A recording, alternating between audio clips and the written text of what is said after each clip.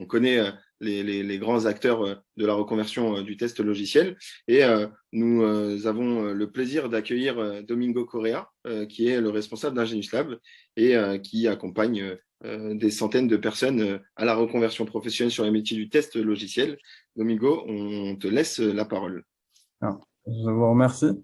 Quand je dis vous, je m'adresse à Asdin, je m'adresse à Shahinez, à Issa, à Ashraf, à Mohamed et enfin à Mimoun.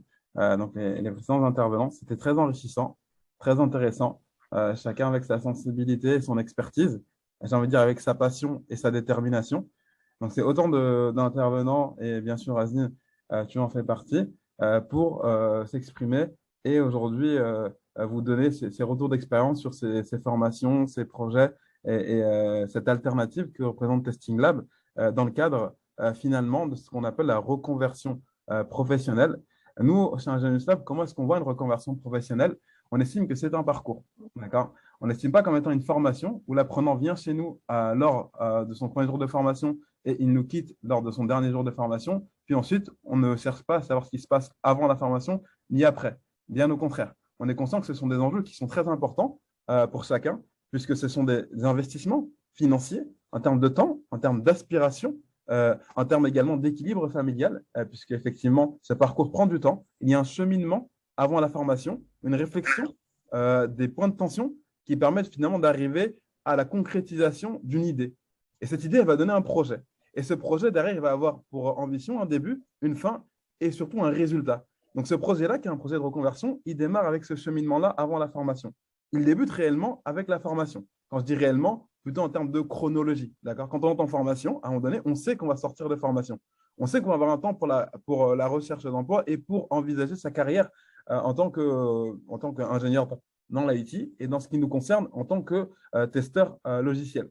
Donc nous, quand on a nos apprenants, on essaye justement de comprendre ce cheminement, de savoir qu'est-ce qui ont été les leviers de motivation, qu'est-ce qui a fait que ces apprenants ont choisi ce métier, qu'est-ce qui fait qu'ils nous ont choisi nous aussi, parce que c'est important de pouvoir se démarquer des autres organismes de formation aujourd'hui qui proposent ce type de formation. Donc quand on a identifié ça avec, avec l'équipe Customer Success, qui, justement, à travers un processus bien rodé, permet de sélectionner, de qualifier et surtout de rendre la confiance qui nous est donnée par rapport au choix qui est fait au niveau de la reconversion professionnelle. Côté formation, on s'appuie sur une équipe de formateurs qui n'est pas nécessairement nombreuse, mais comme on dit, la qualité n'est pas forcément dans la quantité, mais bien au contraire, elle va être dans la quantité via une quantité maîtrisée. Donc, on a des formateurs qui vont être avec nous, pour beaucoup qui sont avec nous depuis le début de l'aventure. Donc, aujourd'hui, c'est depuis 2018, donc à peu près 4 ans en termes de création, et on a eu on va dire, on a une accélération à partir de 2020. Donc, cette équipe de formateurs qui est opérationnelle, qui également est passionnée et a envie de transmettre avec des valeurs humaines, elles sont là justement pour accompagner ces personnes qui ont choisi de faire leur reconversion professionnelle.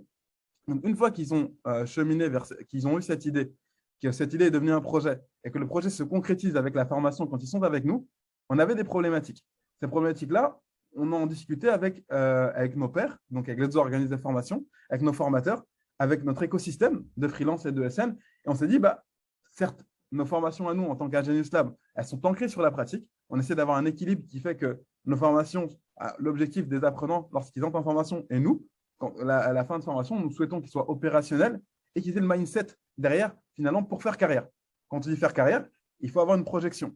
Donc, on sait où on va démarrer et on sait où on souhaite arriver. Donc, il faut avoir cette vision-là. Et cette vision-là se cultive avec un certain état d'esprit qu'on essaye d'inculquer pendant la formation. Et en sortie de formation, justement, quand on arrive avec l'opérationnalité et le mindset, c'est tout bon. En revanche, les réalités du marché de l'emploi, aujourd'hui, la réalité des mentalités et des pratiques font que certains profils vont être, on va dire, discriminés. Quand on dit discriminé, il y a plusieurs facteurs, d'accord? Donc, soit par l'expérience, effectivement, soit par, le parcours académique. Ça peut être aussi également via, finalement, quand on dit expérience, ça va être une expérience qui est trop éloignée du test ou alors une expérience qui est inexistante. Donc, selon les profils que l'on va avoir, et nous, on est fiers de dire qu'on a des profils qui sont diversifiés et qu'on souhaite accompagner tout de même, puisque l'informatique, ne l'oublions pas, est un métier de base d'autodidacte qui a ensuite, derrière, débouché vers des parcours de formation. Mais quand vous regardez bien, au niveau du test logiciel, on n'a pas un parcours ancré et cheminé comme on peut avoir pour d'autres corps de métier. Donc, pour ces personnes-là qui vont être potentiellement discriminées par le marché de l'emploi, on se demandait qu'est-ce qu'on pouvait bien faire. Et quand on a entendu parler de la Testing Lab, on s'est dit, bah, on doit forcément y participer, on doit forcément y contribuer. Et donc, notre contribution à nous, c'est de dire à nos formés et nos apprenants, en sortie de formation, vous avez la possibilité de poursuivre votre montée en compétences. Ce ne sera pas une formation, bien au contraire, ce seront des missions qui seront déterminées en termes de temps, en termes de scope, donc en termes de périmètre, et en termes d'accompagnement. Et cet accompagnement-là que permet d'avoir Testing Lab, bah, ça permet justement de renforcer cette opérationnalité-là que l'on cherche. Quand on parle avec des partenaires ESN aujourd'hui qui veulent intervenir au sein de nos promotions, ou quand on parle avec des personnes qui sont des recruteurs et qui nous demandent, justement, qui font des prises de référence auprès de moi, auprès de nos équipes, au bout d'un certain temps, on les recontacte, puisqu'on aime s'améliorer en termes de qualité, et nous disent, bah, sincèrement, au niveau de vos apprenants, ce qu'on apprécie le plus, c'est la partie opérationnelle. D'accord? Puisqu'on essaie de mettre le point là-dessus. Donc, quand on a une alternative comme Testing Lab qui permet justement de compléter finalement une offre de formation et qui s'inscrit finalement dans un parcours de formation, c'est quelque chose qu'on propose systématiquement aujourd'hui à nos apprenants. Donc, ce qui est intéressant, c'est qu'au départ, les apprenants qui étaient les plus propices à participer à Testing Lab, c'est des apprenants qui répondaient plus ou moins aux critères, entre guillemets, discriminants par rapport au marché de l'emploi. Par contre, aujourd'hui, on a tout type de profils qui souhaitent aujourd'hui participer à la Testing Lab.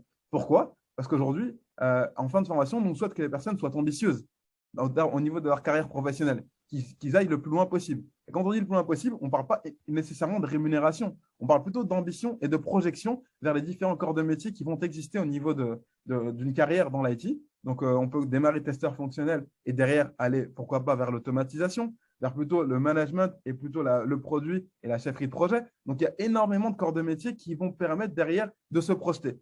Et comme on a une expérience avant la formation, bah, on a une sensibilité qui est parfois différente. Le test est une porte d'entrée, parfois une consécration et une continuation pour d'autres, et pour d'autres, ça va être d'autres corps de métier. Donc, le fait de vouloir très vite avoir entre guillemets, le plus d'expérience possible, au final, c'est une fierté pour nous au niveau des apprenants puisqu'ils ont cette volonté de continuer à monter en compétences et surtout, ça permet justement de vouloir, entre guillemets, consolider notre idéal, nos principes, nos valeurs et de dire que l'IT a commencé sans formation particulière, sans diplôme particulier, sans certification particulière. Aujourd'hui, on a envie de redonner ça. C'est-à-dire que certes, dans nos formations qui sont certifiantes, bien entendu, parce qu'on est quand même conscient des réalités du marché de l'emploi. En revanche, un testeur aujourd'hui, quand il va terminer sa formation et qu'il va potentiellement passer par un Testing Lab, quand on va l'entendre parler et qu'on ferme les yeux sur son CV et son parcours, bah là, on a envie de dire, bah, OK, très bien, il est opérationnel, il a compris, il est ambitieux, il est travailleur et j'ai envie de bosser avec cette personne-là. Et c'est ce qu'on veut aujourd'hui transmettre au travers de ces partenariats-là, au travers de nos positionnements en termes de valeurs, en termes d'éthique,